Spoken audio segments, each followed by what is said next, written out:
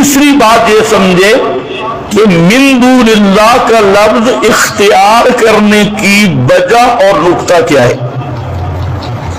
اور الفاظ بھی آئے ہیں، مع اللہ کے لفظ بھی آئے ہیں، غیر اللہ کے لفظ بھی آئے ہیں، اور بھی غیرہ کے لفظ بھی ہیں، لیکن اس میں خاص نقطہ ہے اور اس کو سمجھنا ضروری ہے کہ ہمیشہ جو مشرکین رہے ہیں ان کا نظریہ یہ رہا ہے کہ جو معبود ہے نا الہ، وہ الہ اللہ الہ اعظم ہے. کیا ہے؟ الہ اعظم.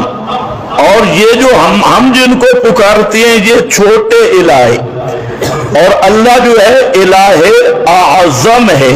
فرق کیا ہے کہ اللہ رب العزت کے علم، اختیار اور صفات ذاتی بلا عطائے غیر ہیں، اور جن کو ہم پکار رہے ہیں ان کو اختیارات اللہ نے عطا کر رکھے ہیں، ان کو علم غیب اللہ نے عطا کر رکھا ہے، ان کو تصرف ما فوق الاسباب کی طاقت اللہ نے عطا کر رکھی ہے.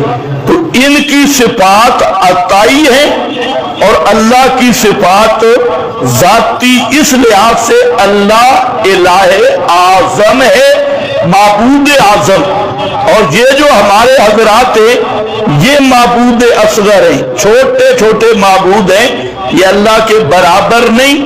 انہیں جو طاقتیں ملی ہیں یہ اللہ نے دی ہے، اور یہ اللہ کے مختار کیے ہوئے ہیں.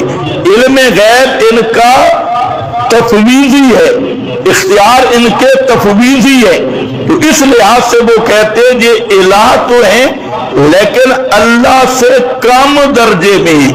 تو من دون اللہ فلان دون فلان کا مطلب کیا ہوتا ہے؟ درجے میں کم.